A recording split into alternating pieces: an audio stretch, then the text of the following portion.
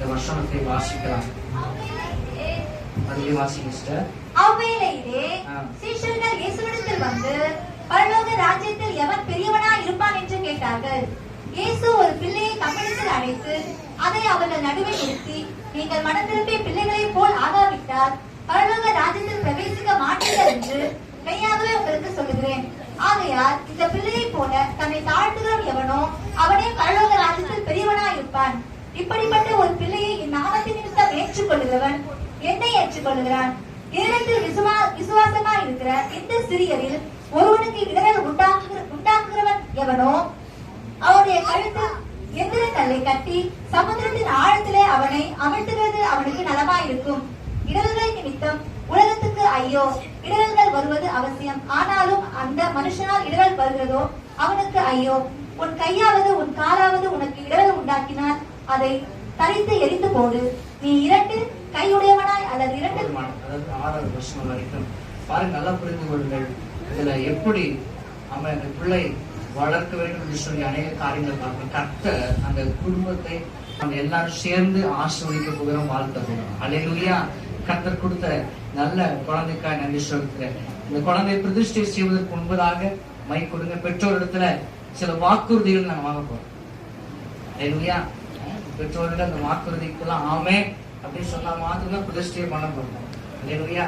கர்த்தர் நல்லவன், ஆமே அப்படின்னு சொல்லுங்க. இந்த குழந்தையை கர்த்தர் உங்களுக்கு கொடுத்தால் நான் கர்த்தருக்குள் வளர்ப்பேன் என்று நீங்க உறுதியளிக்கிறீர்களா? கர்த்தர் நல்லவர். அவன் கர்த்தருக்கு பயப்படுகிற பயத்திலும் பக்தியிலும் நான் வளர்ப்பேன் என்று சொல்லி உறுதியளிக்கிறீர்களா? கர்த்தர் நல்லவர். அவன் அதே போல ஏற்ற காலத்துல இந்த குழந்தை இரட்சிப்புக்குள் நடத்தி கிறிஸ்துவுக்குள் நான் வளர்ப்பேன் என்று சொல்லி நீங்கள் வாக்குறுதி கொடுக்கிறீர்களா? கர்த்தர் நல்லவர். அதே போல இந்த குழந்தை பின்பற்றும்படியாக அவன் வளர்த்தியிலும் நடத்தையிலும் செய்கைகளும் நீங்கள் முன்மாதிரிகளா இருப்பீர்களா? ஆமென். முன்மாதிரிகளா இருப்பீங்களா?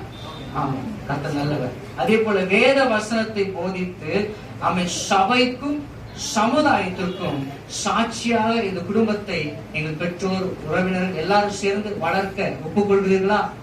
ஆமென். கர்த்தர் நல்லவர். இந்த சபைக்கு முன்பாக அவர்கள் கொடுத்த சாட்சிகள் கரங்களை வைத்து தேவனுக்கு ஸ்தோத்திரம் பண்ணுங்க பார்க்கலாம். ஆண்டவரே, இந்த வேலையில அப்படி சமூகத்துல பெற்றோர்கள் பகுதியிலிருந்து அவர்கள் கொடுக்க வேண்டியதான அந்த வாக்குறுதியை அவர்கள் கொடுத்திருக்கிறாங்க. ராஜா, அதை நீர் பார்க்கிறேன். இப்பொழுது இந்த ஆலயத்துல, மகிமையுள்ள ஆலயத்துல, பிரசன்னம் உள்ள ஆலயத்துல நாங்கள் மனதார சந்தோஷத்தோடு இயேசு இங்க வந்து இந்த குழந்தையை ஆசீர்வதிக்கும்படியாய் நாங்கள் அன்போடு கேட்கிறோம். ஐயா, கர்த்தர் நல்லவர். ஆமென். நீங்க குழந்தை பெற்றுக்கொள்ளுங்க.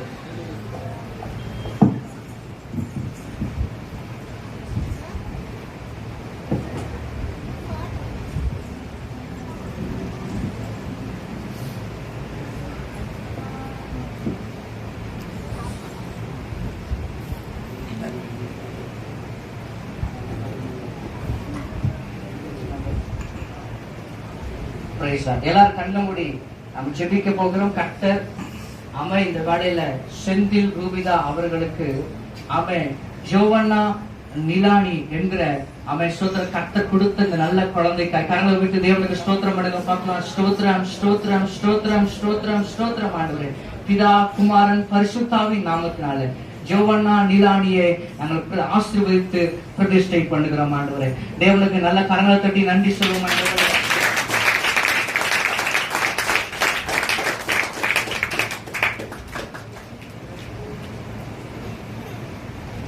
எல்லாரும் கரங்களை உயர்த்தி 2 நிமிஷம் நல்ல ஆவியில் நிரம்பி ஒரு சந்தோஷத்தோடு இது கர்த்தர் கொடுத்திருக்கிற மிகப்பெரிய சாட்சி. அவங்களுடைய ரூபிதாஸுடைய அம்மா ஜெபிச்ச ஜபம் சாதாரண ஜபம் கிடையாது. கர்த்தர் நல்ல ஒரு செந்தில் பிரதர் ரூபிதாஸ் அவங்க ஜெபிச்ச ஜபம் சாதாரண ஜபம் கிடையாது. அவங்க கண்ணீர்ல ஜெபிச்சிருக்கிறாங்க. அழுது புரண்டு ஜெபிச்சிருக்கிறாங்க.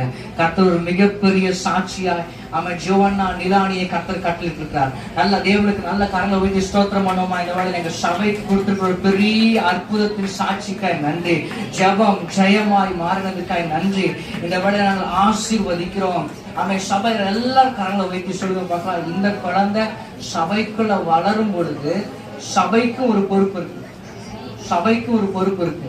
இந்த குழந்தை எங்க போனாலும் எங்க வந்தாலும் சபையில இருக்கிற நீங்களும் கண்காணிக்க வேண்டும். இந்த சபையும் இந்த குழந்தைக்கு ஒரு பொறுப்பு. இன்றைய தினத்திலிருந்து ஆண்டவரே இந்த குடும்பத்துக்குள்ள இந்த சபைக்குள்ள இந்த குழந்தை நாங்கள் ஆசீர்வதித்து எங்கள் சபை என்கிற குடும்பத்தோடு இந்த குழந்தை இணைக்கிறோம். கரணத்தட்டி தேவனுக்கு நன்றி சொல்லுவோம்.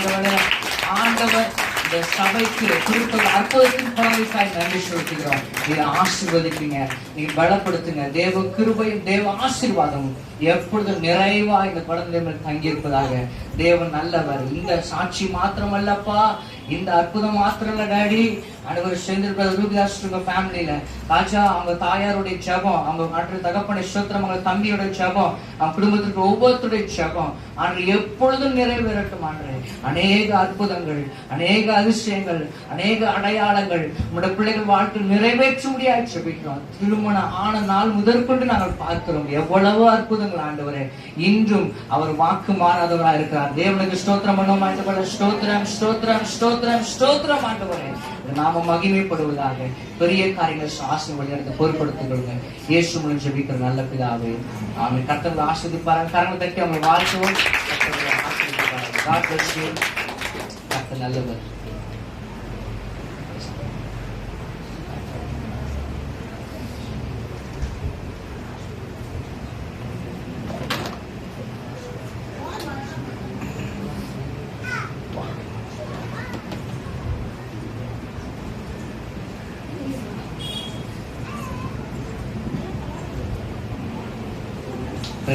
நல்லவர்.